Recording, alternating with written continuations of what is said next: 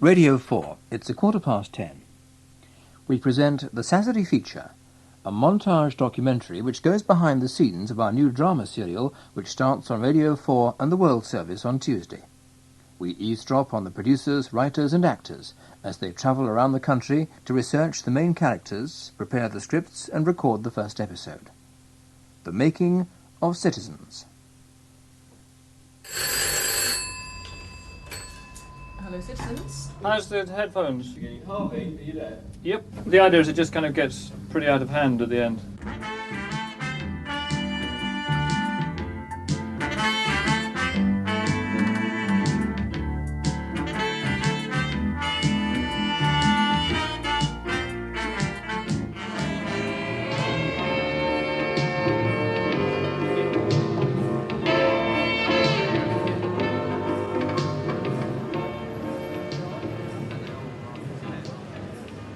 Ladies and gentlemen, that's the signature tune to Citizens, and it was composed by Harvey Brough. A signature tune that you'll be hearing a very great deal in the years to come. Harvey, Dennis from The Guardian would like to talk to you. This is a man who... Harvey Brough. Mastermind. Marilyn Imrie, Nick Hyam, we've spoken on the phone, but we haven't met. Are you quietly confident, as they say? I am a bit like someone about to give birth. Anthony and I, who devised it, feel like that, you know, when you're just 2 months pregnant, you think, oh, well, you know, I wish the world for this baby. But when it's about to be born, you think, as long as it's healthy and it's okay and the birth isn't too painful, we don't mind. In this case, it comes out on time. It comes out on time. Now, the thing has snowballed since our original inception, and we feel very excited because we feel that we've got such an interesting group of people. I mean, our writers are fascinating. I mean, the writers are one of our great strengths because they are such a variety of talented people. Hello, could I speak to your personnel director, please? Oh, hello, good morning. My name's Anne Woolley. I'm calling from a Radio 4 drama serial. It's a new serial. One of the characters in the serial is going to have a career in the city, and we'd quite like him to work in a merchant bank. So I'm coming on to you to see if you can tell me, please, quite what he might do, what his training would be, his choices of salary, his career prospects. Is it possible you can help me with that? We wanted a serial that isn't going to be rooted in one spot. We wanted something that would actually take us round the country. We wanted to appeal to a younger audience, but we obviously don't wish to lose the Radio 4 traditional audience. So the starting out point has become a group of people, 5 young people, who are not yuppies. I know it's already been called the yuppie soap, but it isn't that, who have left university and are living in London in a house that has been left to one of this 5. Now, we go out to their workplaces, and also we leave London every third week to go to another part of the country where these people come from. So one of them, in fact, comes from Scotland. Another one comes from, well, in fact, they're twins who come from Liverpool, of Irish Liverpool descent. Another one comes from East Anglia, and the girl who's the doctor is from an Indian family living in Birmingham. So we will also follow the story of the families of this 5, as well as following the 5. They've become very, very real for the 2 producers, Anthony Quinn and Marilyn Imrie. And obviously, I've been sharing these characters with them, as has the controller of Radio 4, and they've become very alive people for us. This is DRPA. Oh, yes, that's that, actually. Come in. Oh, thanks Hello, very much. I'm sorry I'm late. You're not late. So, let's tell you about the house. We found one that was by no means plush. I mean, let us stress, first of all, that these 5 are not moving into something that is beautifully appointed and perfectly equipped. You will know from your document that they're moving into a house which belongs to Alex's family, is in a very poor state of repair, and was let as bedsits, and has a sitting tenant in the basement. It's in a quiet street. The roof might leak. We're going back to an extremely old radio technique, but has to be said a good one, which is that the best way of communicating to people in some instances is talking directly to them. And it would be very exciting to have on a regular basis each one of those characters being able to unpack his or her thoughts directly to the audience. It's a Woody Allen film, basically, isn't it? I was just thinking that. I mean, you have him tell you what's going on in his head, but all these other things are going on. I think that's quite a rich The thing. problem is, if you did it, I you quite see, like if it. I mean- Woody Allen had 5 people doing it, it would be quite... He could make it work. But I can see We that. call Woody Allen right away. We had 45 minutes That's a what you week need. for a long time. Yes. I can see that Yes, on we do, sound, 5 people with all these characters no one's ever met before, it could get a bit... We want you to play with the idea, and we all want to find out if it works, or if it works for you as a writer, or if it's something that you would use less of. Soon we have November the 5th coming up. You remember the fireworks. You didn't like them when you were little. That's given us plenty to think about. We'll be in a second and give you something else to work on. Okay. Right, so we now are on to Julia's monologue, and that's Beverly. I know they all think I'm bossy, but if somebody wasn't, then nothing would ever get done in this house. If only there was an airing cupboard, then my life would be so different. Oh God, I feel sick. Lovely. That made us laugh a lot, which is what it's supposed to do. She's a very lovable character, but she's lovable in the sense that we like to laugh at her. And I think that her Liverpudlian quality will let that shine through. And you did that beautifully. I thought that was really nice. I don't think I could live in that house for one day. I feel sick. Anyway, my dear people, Yes, thank you yes, very thank much you. indeed. Thank you. You've been Thank great, you, yeah. great Yeah. fun, and we've enjoyed it. And do remember also that if one of the 5 parts does not fall into your lap, and indeed you turn it down, let's look at it that way, that we are very interested in all of your voices, and there are going to be literally hundreds of parts, both running parts, friends of the 5 who come in and may run for 6 months as a storyline, and equally one-offs. And having met and worked with you this afternoon has given us such a good idea of what you can do. I was originally asked to write the Liverpool angle of Citizens. One thing that's worried me over the last few years is the idea of a media stereotype of the Scouser. Julia is on the way up. Michael is quite happy to travel along horizontally. Julia does want the good things from life, which I suspect will include things like woks and eventually, so 10 years from now, a barbecue set. Michael will try to bring her out of it. They are very Liverpudlian in that they've got a heavily Irish background. I'd probably cause problems by saying that they're also typical in that they're Catholics. But it's the same kind of family that I've known all my life, the extended family. This generation of my family, and I would suspect of the Brennans, is the first generation that's left home before they get married. The first generation that's gone to university. And the first generation that's moved away from Liverpool. What's going to unnerve me most, I think, is looking at other serials, the level of identification people have with characters. They keep wanting you to pass messages on to characters. I mean, as it is, I don't tell people I'm invited to parties anyway. What I usually do is go to parties and tell lies, like so, what you do, I'm a policeman or I'm a mountain climber.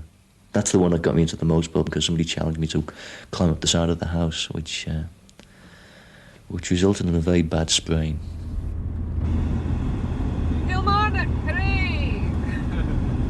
So today it's really you just showing us where they might live and just telling us also, the kind of people that they are and what they do. But will we tell you a bit about the Hamiltons? You better. I mean, this all started, as you know, Anthony, when I had this conversation with Billy and said, look, we need a West of Scotland family, and tell us what they would do and what would happen to them. And Billy suggested that the man might have worked at Massey Ferguson and then been made redundant, and what he would be doing now, well, he would either have picked up another job, but we've decided that we don't think he has done. What you have to really establish is where this family live.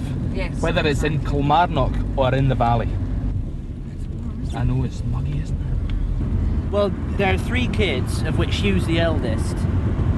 22. He's the one in London? Yeah. He's gone to Leicester University where he studied economics. He did very well. While he was at university, he got very involved in sort of the RAG committee and student politics. Turned a few quid while he was there, and has got himself a job in a British merchant bank in the city.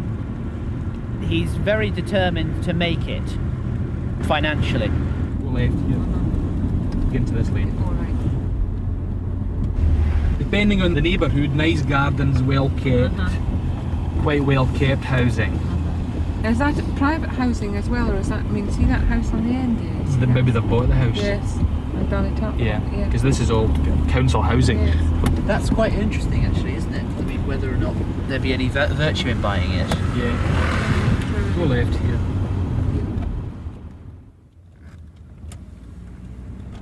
Well, this brings back memories. That's a pottery kiln in the 60s. I lived here. Nice smell of the grass. The cut grass. I've never been in a football pitch. You know, it's a lovely pitch, isn't it? Oh. Johnny Walker up on the side there. Where did you usually stand? Well, my dance place was the third pillar along in that terrace there. So that's when I was with him. That's where we used to stand. But when I went myself, see, in those days there was no segregation. Now there's segregation with the fans. You see, one side for the away fans, one side for the home fans. In those days it was all mixed up. I remember the time Killie played in the UEFA, the Fair Cities Cup as it was then. They played Eintracht Frankfurt, and they were 3-0 down from the first leg, and they lost a goal in the first 5 minutes in Killie here, so they're 4-0 down, and they won 5-4. My life. What a game that was. Good afternoon, sir. Hello. Walter. Our serial is going to be twice weekly on Radio 4 from the end of October. Right, who smokes? Nobody here, but please go on. It deals with families in different parts of Britain, and one of the families comes from Kilmarnock. Now, one of the members of the Hamilton family, because that's their name, young Kenny Hamilton, is coming up for 15. We think that he goes to Kilmarnock Academy, and he's a very good young footballer. What we might develop as a storyline is that he will be very talented as a young footballer, and he may be made some kind of offer which will make it difficult for him to make a decision to stay on at school and sit hires and go on to university, which is what his big brother and his parents would hope that he would do. Now, what we need to know from you is, in this area, what sort of a career might be mapped out for him. Would he be playing football at Kilmarnock Academy? What sort of background would you envisage for him? Our approach over the years has been, yes, we go for, a youth team setup, because if you like, the best players produced at Kilmarnock Football Club have been the laddies brought through the ranks. So, how do you sell Kilmarnock to him and his family when Hibs are interested too? We sell him on the basis, to the laddie the basis that this is probably from the point of view of the setup here. You've seen our home dressing room, have you? This is one of the finest grounds in Scottish football. The playing surface out there is the best. The training facilities here are the best. Plus the opportunity. Quicker rise. If you're here and make a name for yourself, son, Kenny, you'll get your name noticed quicker. Well, so there you are. If I can help you with anything, pick up the phone. Let's first of all explain to you that we are actually doing research for a new Radio 4 serial. So it's not a programme about the strike, a documentary or a news and current affairs thing about the strike at all. One of the things we're interested in is the textile industry in this area. The factory you're in is part of the textile. That's the biggest one. And what do they make? Telling curtains. The lace, telling curtains, lace curtains, and lace tablecloths. There's two separate departments. One's different process. One's nylon and one's cotton. And so what were the issues in the strike? Wages. The wages are very, very poor. One of the things we want to examine about the family is that mother is the wage earner and dad was made redundant by Massey Ferguson 6-7 years ago. Right. And he hasn't worked since. He's in his late 40s. Is that a fairly typical picture? I would have said if it was somebody for the Valley, you'll probably find that father originally worked in the factories and went to Massey's for the big money. Massey Ferguson have paid us, they've shut down. BMK paid off a lot of people. Glenfield and Kennedy, the Glazier have all paid people off. And people have moved out the lace industry, they're now coming back in to do their last 10, 20 years or whatever, back in the factory. Or if they can't get a job, then, I mean, unemployment is very high. In Kilmarnock, yes. In the valley, actually, it's not that high. Because of the factories. Our mum might be a machinist.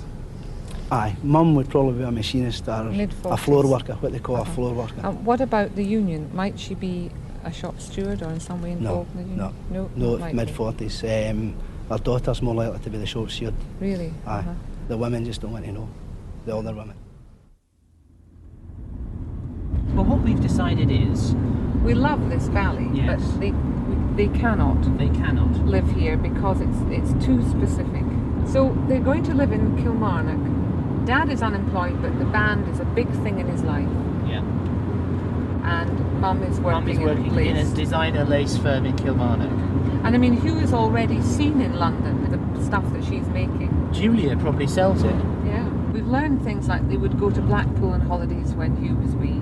Do you think you could stop just a second? I just think it's a stunningly clear day, that's all, and it's a very atmospheric photograph when we're back in the basement in BH.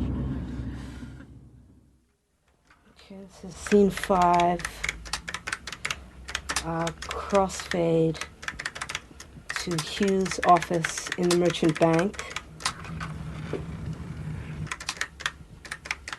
And it's mid-afternoon, and Hugh is in the midst of a fantasy. Probably the most interesting thing about Citizens is that the main characters are at a point in their lives when enormous changes can occur. And that's very interesting for a writer. The nice thing about this soap, compared to other soaps I've heard about, is that during the script conferences, we're given suggestions, but we're the ones who actually write up the synopsis. And Anthony and Marilyn, I think, are both really quite open to us introducing new things, as long as I don't introduce new cast members, which would mean, last-minute calls to people's agents, and it might not be practical. I ask myself, what would Hugh be fantasizing about at this moment? And I see here in my notes that Anthony suggested that he's fantasizing that he's on Newsnight and he's being interviewed as their sort of token financial analyst, and he's giving his opinions on the prospects for the market in the coming months, which is something that a 24-year-old financial analyst probably wouldn't be called upon to do. So we want to make the fantasy realistic. Then one of his office mates, who's quite an upper-middle-class yuppie, approaches him, and I have a decision to make. Does he invite him to the opera? Does he invite him shooting? But I want him to give Hugh an invitation that will take Hugh out of his customary sphere.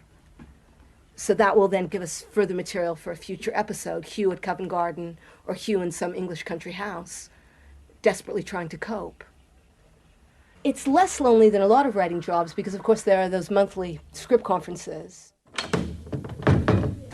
think I have to sit at the top. Marcy, arbitrary. black or white coffee? White, please, Anthony. The advantage, obviously, for World Service is that you can, for once, show what life is really like being lived in Britain at the moment. We have an audience of up to 25 million around the world. People abroad do get more shirty about us using words like God, Jesus, Christ, rather than some of the rather stronger English swear words. We left in, on these pilot scripts, which we sent to John Heidemann, we left various things in very deliberately. We wanted a policy ruling on them, and we got it. The odd God and the odd bloody, although some of these can be used at your discretion, and I will always argue for anything that seems to be absolutely essential. Context is the argument that's often repeated, and interestingly, that exchange over a meal between Nick and Hugh and Julia is in, isn't it? Yes, it's in. And we certainly feel, both of us, that we'd rather not say nothing. We'd rather not say anything than pretend we're saying something that we're not saying. Something just interestingly that I would ask you to bear in mind is the use of the word bastard, which in itself is a fairly mild expletive. But do remember that our William is one. I would like to make this point, and one of you may want to pick it up as an Alex line. People bringing up children on their own who have not been married. I've just taken out the phrase unmarried mother from a press release because I think it's a sort of 1950s woman's own kind of expression. But the word bastard is now, in many people's eyes, more offensive than it used to be. I am terribly impressed with them, I must say. They're a great duo. I think I hear them. Is Marilyn there? Come in. Hello. Hi. Come in. So how are you doing? Well, we've got 5 actors. We have. Cast, signed, sealed, delivered, contracted. They're coming for a 4-day workshop session with us before we go into studio, because the studio week is going to be so pressured that we must have that time to break them in and for them to try things out with us. We're going to have studio sessions and workshop sessions. We needed actors in those central roles who could immediately relate without having to translate to concerns of the people of their generation. And grow with the part. So, the finals that I dropped out of were this summer. So what have I been doing since Easter? Been getting on your parents. Reading, feeling unhappy, having no money. You know the Bible, does it tell us kind of like when we left university, what year, how old we are, that kind of stuff? Oh, right. Yes. And what we studied? Yeah. Could we swap each other's phone numbers so we could get in touch with each other if we needed to? Well, I'm not sure actually. I'm ex-director, you know. You're a rascal. We would very much like Alex to be an identifiable Archers fan.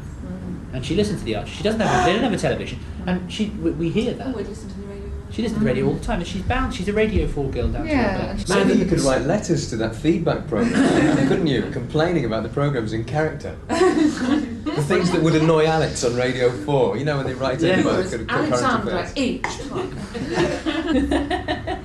Are we all full-blooded heterosexuals? Yes. Yes. Yes, I. First time for ages. It happens. Is that not the business we're in, or you No. think? Because what with Julia being Catholic, all these moral dilemmas are going to come up about birth control. Are you very Catholic then? Well, my parents are, and I've been brought up as a strict Catholic. But now I've broken away from that and all that. There is, I think, well, go on. I'll tell you what I think. We have to be careful because of the disease. I think the disease, I think that the conversation, and it is still to be written into the script, because for very obvious reasons, right at the beginning, we didn't want to, it would be so cheap if episode 1 was, gosh, what are we all going to do about AIDS and where's your pink condom, that would just be cheap. But no group of young people sharing a house at the stage that this group are would not have conversations about that. And we don't see that any of you are not heterosexual. But if any character does emerge as being homosexual, they will absolutely not portray all the media characteristics. But it's part of a consistent policy we've had so far about race and about gender in the programme, which I think we both have had, which is, for example, Anita Sharma is from a Hindu family. She's Asian. At no point do we say, oh look, there's Asian Anita Sharma. Yeah. And in fact, she's very unlikely to sound Asian or un-British on the radio, because she is British. Hi, I'm Sita. Nice to meet you. Simon Page. I've got millions of questions. Yeah, so I'll just get Mitra, who's the houseman who's just started, so she'll be fresh with impressions and things. Yeah. This is Mitra. You're the actress. That's right, doing the radio. You've been doing a lot of reading. A lot of reading, yes. It's all sort of swirling around. These are the patient's files, yeah. And our first patient, who's been in for about 10 days or so, with a pneumonia, right basal, it's bottom of the right lung, pneumonia. Well, I have to start at 8 o'clock. I do all the bloods on ITU. So before that, though, do you get up in time to do anything apart from just get ready and leave? No, I just get up just so I have enough time to get ready, and then I have to do the bloods on ITU and the various bits and pieces. ITU, what's that? Intensive therapy unit. So, I'm the houseman who has to do the bloods there. I'm supposed to know most, but the blood tests and the x-rays and how they've been feeling, and I tell them, and they just go through the patient, and I write in the notes.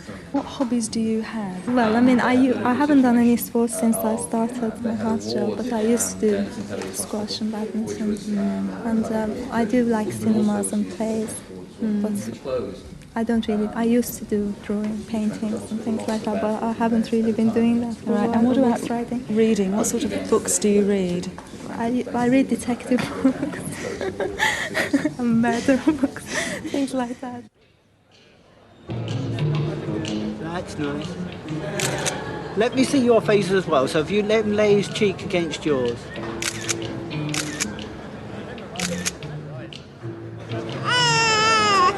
It's so lovely. Aren't you, my darling? You're just the best citizen of them all. Yes, you are. Do you remember the cast? Yeah, I'm Russell. So let's run it. The picture will be the baby. She plays Anita and I play Julia. Julia, Anita, you play Michael. You. Right, can everybody look to this camera here? And one's up here. One here to PA. Everybody stand up. Everybody home on the left, on the left, on the left, everybody. Everybody, that one there. That's good. And again, this one. All right, so far, is it? Yeah. Yeah, it's been good. We think they're wonderful. We had a great day. Yes, they speak glowingly of you. I'm like very proud parents. I know. We were being interviewed upstairs, and I kept saying, I want to go downstairs and find out what's happening. What the babies are doing. Born, fully formed. Yes, I know. So studio next week.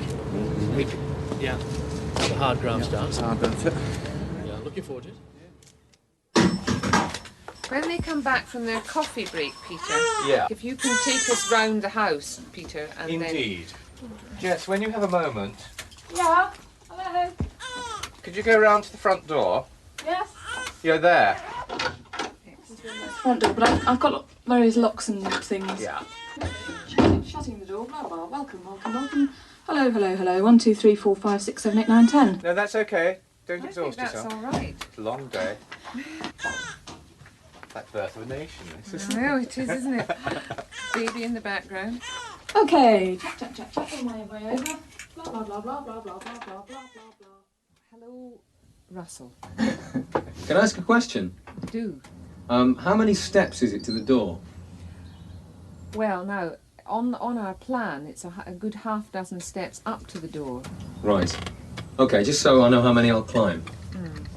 Okay, let's listen to it. We've just got to do this sometime, Russell, so we might as well get going. Light coming.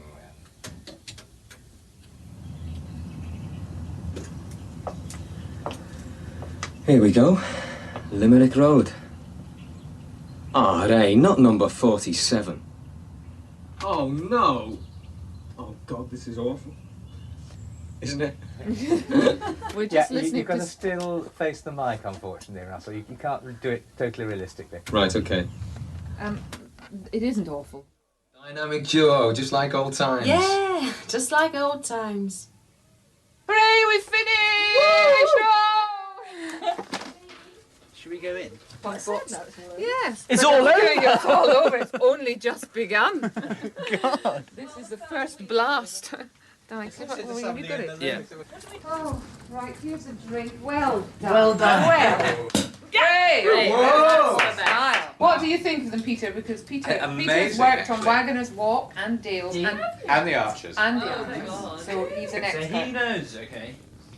Wow. What do you think, But I mean, Peter? the way you've grown in confidence of using the microphone over the days is amazing. I mean, you know, we're not going to have a murder and a rape per week. What will make this a success is whether or not the audience are interested in these 5 characters, and in turn whether it's in your families and the places you go to and the people you find there.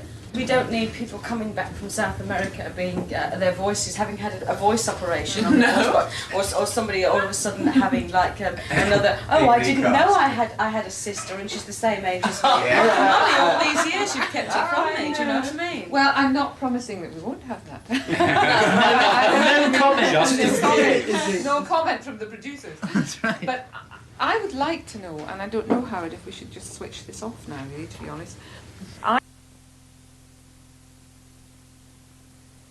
The Making of Citizens was recorded and produced by Howard Benson. You can hear the first episode of our new serial on Tuesday morning at 11 o'clock.